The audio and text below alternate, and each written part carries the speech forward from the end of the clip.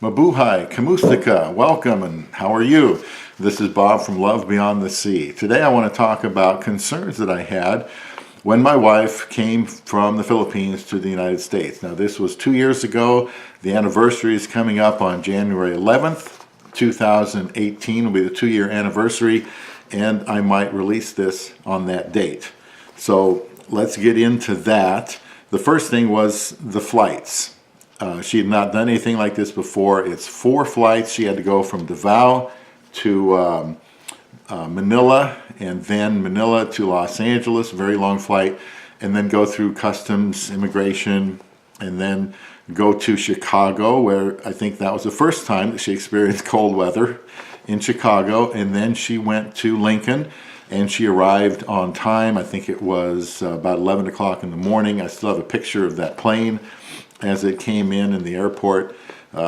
She was surprised how small the airport is here, and certainly nothing like in Manila. And she did well on her flights. She asked directions. She was nervous, but she said she got there on time and got to where she had to go. And you know, she probably had a lot of time to think. When you're taking a day and a half to get somewhere, it's about 22 or so, maybe more flight hours, and you got a lot of layovers. It took me almost a day and a half to get there. It probably took her a similar amount of time to get here from Davao City. So I kind of wonder what she thought about all that time. Probably something I could ask her sometime. A lot of time to think about your future when you're leaving almost 10,000 miles to be with a man that you don't know very well. But her flights went well. I watched it on Flight Tracker, and one time the plane image there started to go down. It was like upside down for a while, and I thought, what does that mean? Does that mean the plane is going to crash? And I don't know, a few minutes later it straightened out, and it was on time after that. But man, I felt sick there for a while, wondering if that was bad news. She survived the flights. The next thing was her feelings, and I'm proud of how she's done here. She's acclimated well. She told me she cried in the planes. Yeah, you know, you're leaving everyone, and that homesickness is really a big deal. Probably the most difficult thing to face right away.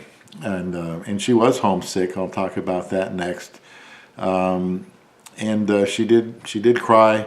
But now, after 2 years, I would say that she is a satisfied woman. She's a content woman.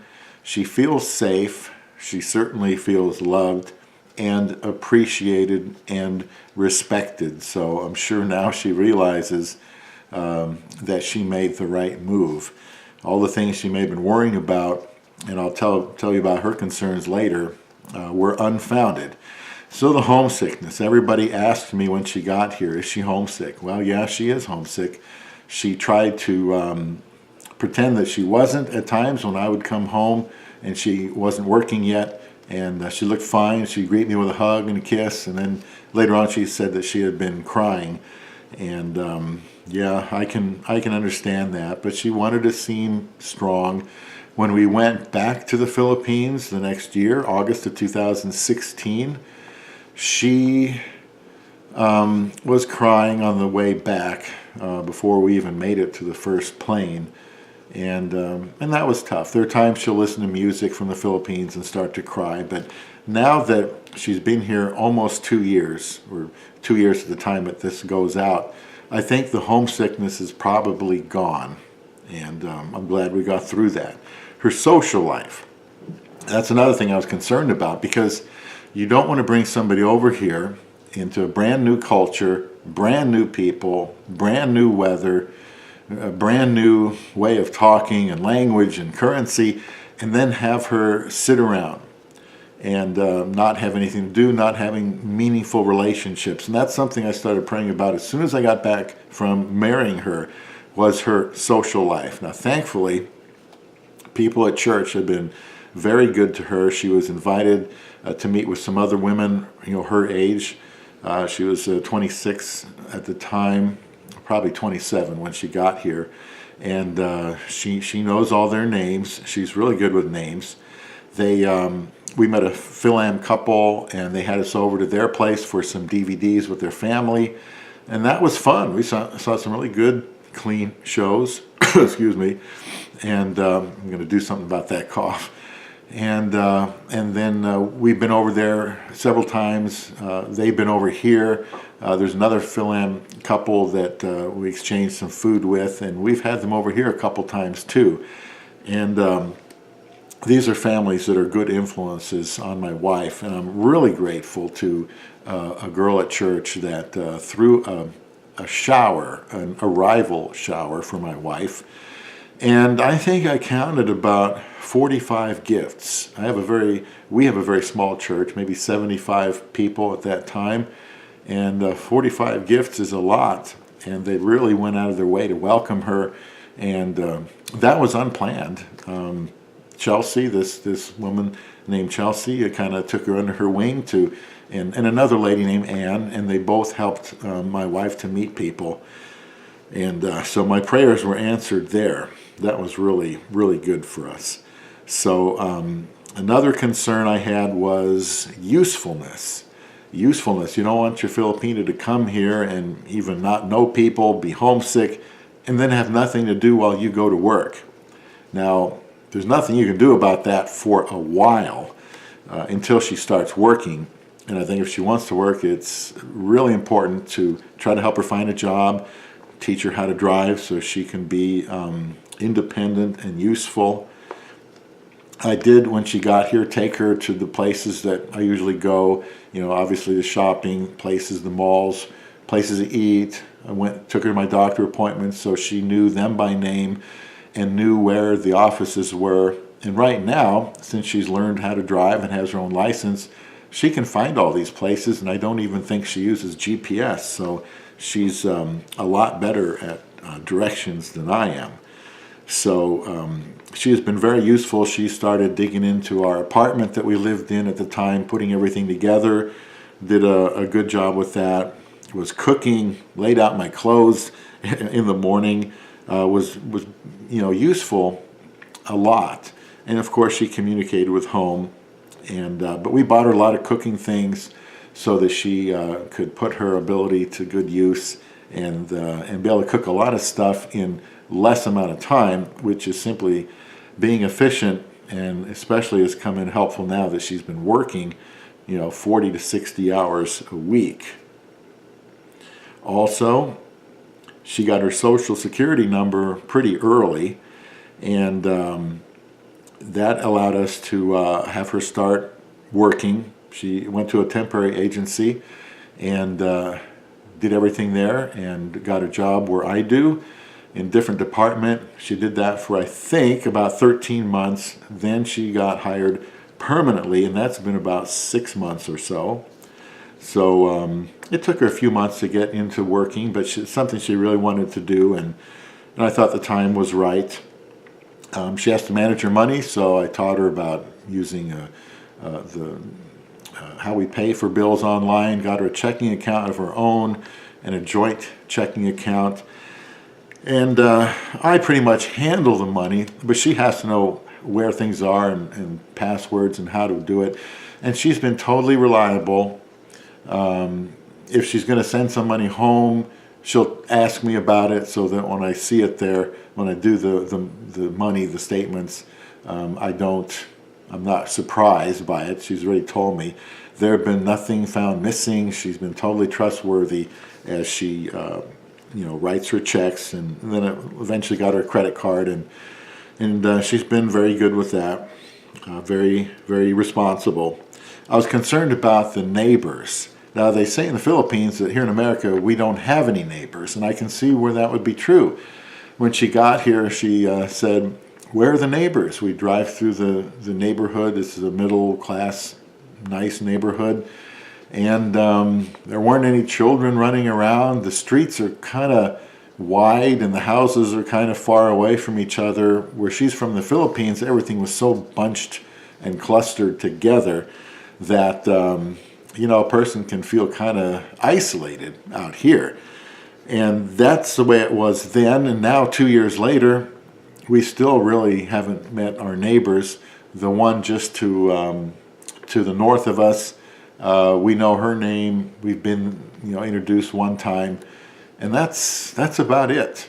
Somebody else moved in a few months ago, as it was vacant for a while, to the other side, and we haven't met them. We really haven't met anybody, and I suppose I could do a better job of that, but we're both kind of shy and keep to ourselves, and we really haven't met our neighbors yet.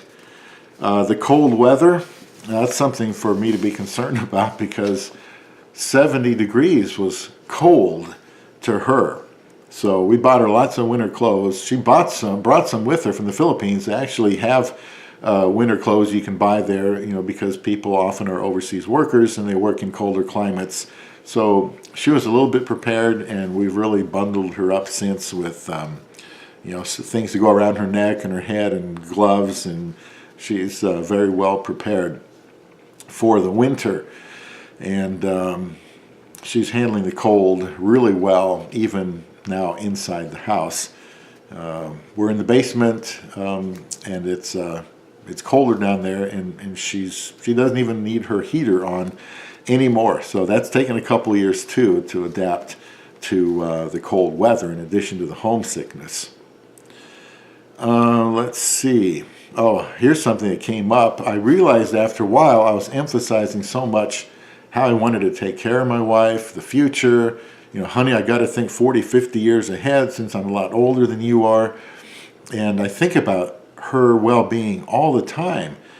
And I don't know if somebody told me this or if I realized it myself, but there was a time when I came to the conclusion that I really wasn't focused as much on enjoying her as I should have. And maybe it was my pastor that told me that, because we talked a lot. But yeah, I had to tell her, hon, I really need to be doing a better job of enjoying you. And so she tells me, take it one day at a time, and our future is in God's hands. She says, don't worry about tomorrow, and I know you'll take care of me, and we'll have a good marriage, and we certainly have. A guy at work just the other day, this week, told me, she's a keeper for sure.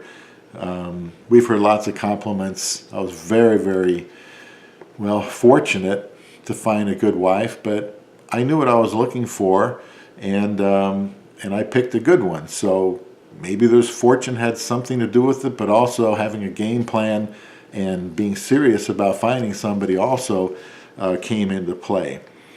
Currency. Dollars and cents, pennies, nickels, dimes.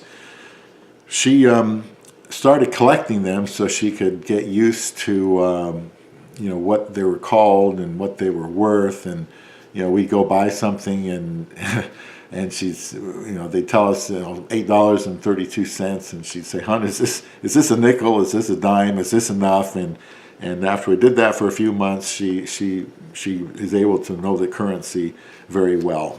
I was concerned about the age difference, and she doesn't like me mentioning it, but I've mentioned it in other videos, so I won't do it here. That really hasn't been an issue. It's something now, after 2 years being with her, I don't even think about it. It never crosses my mind. She's my wife. I'm her husband. That's the way things are. So I did have a few more things I thought about just before I did this, and that was the culture. How is the culture going to be different?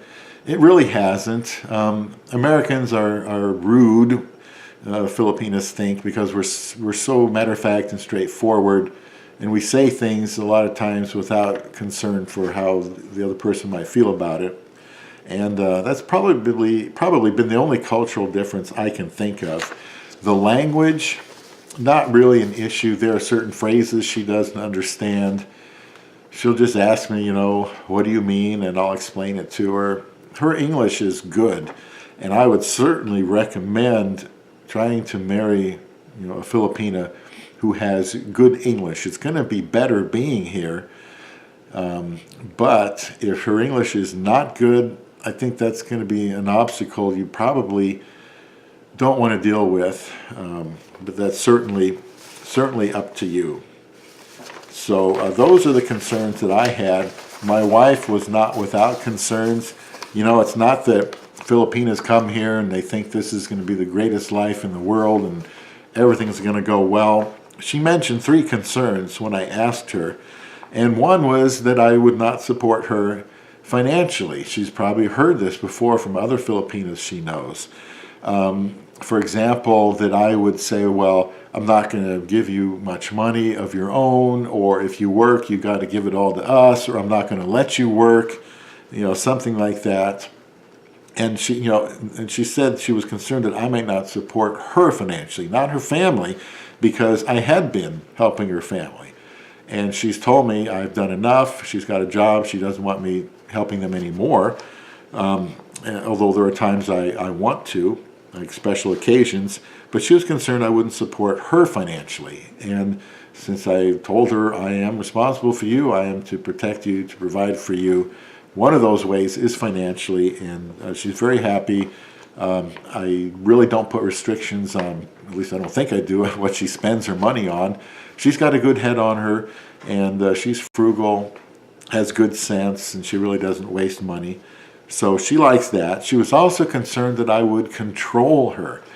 Lots of horror stories there with foreign men controlling the women. Older man, younger Filipina.